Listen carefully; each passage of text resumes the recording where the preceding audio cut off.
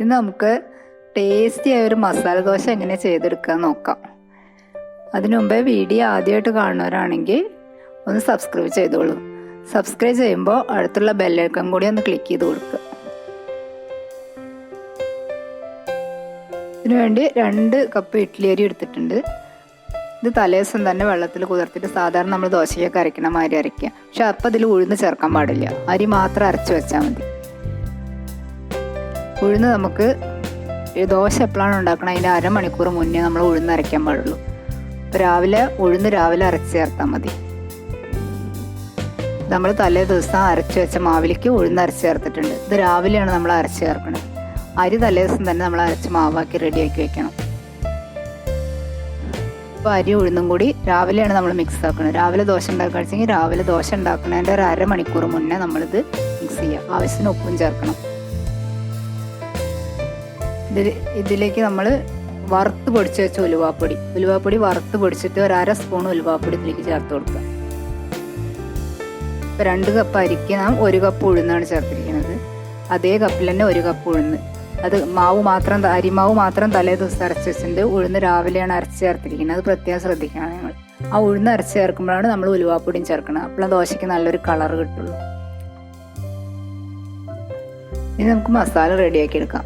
മസാല ഉണ്ടാക്കാൻ വേണ്ടിയിട്ട് ഒരു സവാള വെട്ടി വെച്ചിട്ടുണ്ട്, ഒരു 1/2 കഷ്ണം ക്യാരറ്റ്, ഒരു 1/4 തക്കാളി, എപ്പോഴും തക്കാളി കുറച്ചെടുക്കാൻ പാടുള്ളൂ, ഒരു 1/2 കഷ്ണം ഇഞ്ചി, അതൊരു സ്പൂൺ ഇഞ്ചി പൊടിയായി അരിഞ്ഞ് വെച്ചാൽ മതി, 3 പച്ചമുളക് കീറി വയ്ക്കുക, ഒരു ഉരുളക്കിഴങ്ങ് എടുത്ത് വേവിച്ചിട്ട് ഉടച്ച് വയ്ക്കുക. നമുക്ക് മസാല ഉണ്ടാക്കാൻ പാത്രം അടുപ്പത്ത് വയ്ക്കാം. അതിലേക്ക് നമ്മൾ സൺഫ്ലവർ ഓയിൽ ഒഴിച്ചെടുത്ത് അത് ചൂടാകുമ്പോൾ 1/2 സ്പൂൺ കടുക്, 1/2 സ്പൂൺ ജീരകം, നല്ല ജീരകം ചേർത്തൊന്ന് ഫ്രൈ ചെയ്ത് കൊടുക്കുക.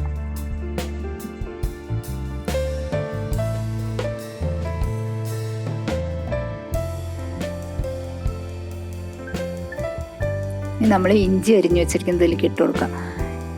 ചില ആൾക്കാർക്ക് ഇഞ്ചി കടിക്കുന്ന ഇഷ്ടമുണ്ടാവില്ല, അതുകൊണ്ട് അതൊന്ന് ഫ്രൈ ആയാൽ നല്ലത്.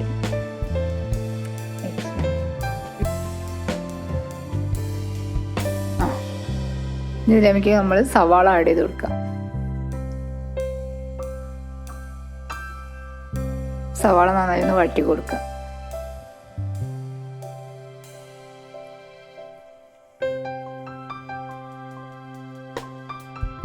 കറിവേപ്പില ചേർത്ത് കൊടുക്കുക.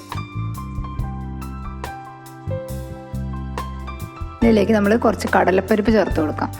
നിങ്ങൾക്ക് വേണമെങ്കിൽ ചേർത്ത് കൊടുത്താൽ മതി, നിർബന്ധമൊന്നുമില്ല. പച്ചമുളക് നമ്മൾ വെട്ടി വെച്ചിരിക്കുന്ന പച്ചമുളക് എല്ലാം ചേർത്ത് നന്നായി ഫ്രൈ ചെയ്യാം.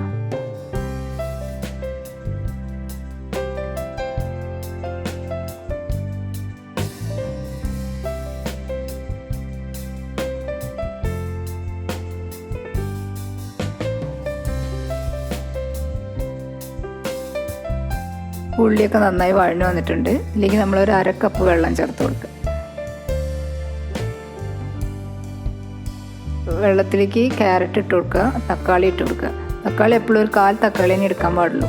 ഞാൻ ഒരു 1/4 ടീസ്പൂൺ മഞ്ഞൾപ്പൊടി ചേർത്ത് കൊടുക്കുക. ആവശ്യത്തിന് ഉപ്പും ചേർത്ത് കൊടുക്കുക.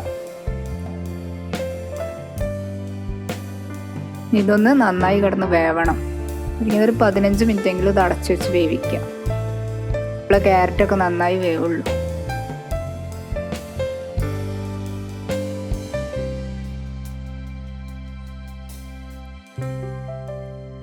ഇപ്പോൾ 15 മിനിറ്റ് ആയിട്ടുണ്ട്. നല്ലതും നന്നായി വെന്തിട്ടുണ്ട് പച്ചക്കറി. ഇതിലേക്ക് നമ്മൾ എടുത്ത് വെച്ചിരിക്കുന്ന ഉരുളക്കിഴങ്ങ്, വേവിച്ച് വെച്ചിരിക്കുന്ന ഉരുളക്കിഴങ്ങ് ചേർത്ത് നന്നായി മിക്സ് ചെയ്ത് കൊടുക്കുക. മസാല റെഡിയായി. മസാല ദോശയ്ക്കുള്ള മസാല റെഡി ആയിട്ടുണ്ട്. ഇത് നമുക്കൊരു പാത്രത്തിലേക്ക് മാറ്റി. ഇതിൽ നമ്മൾ അവസാനം ഒരു 1/2 സ്പൂൺ ജീരകപ്പൊടി ചേർത്ത് കൊടുക്കണം. ജീരകപ്പൊടി ചേർത്ത് കൊടുത്താലേ നല്ല സ്മെല്ലുണ്ടാവുള്ളൂ മസാല റെഡി ആയിട്ടുണ്ട്. നമുക്കൊരു പാൻ അടുപ്പത്ത് വെച്ച് ദോശ വിട്ടെടുക്കാം.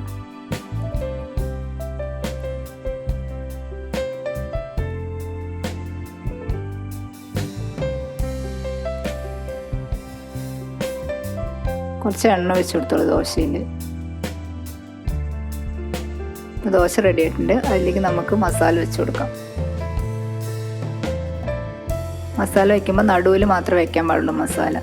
രണ്ട് സൈഡിൽ നിന്ന് ദോശ റോൾ ചെയ്ത് കൊടുക്കുക. നമുക്കിതൊന്ന് തിരിച്ചിട്ട് കൊടുക്കാം.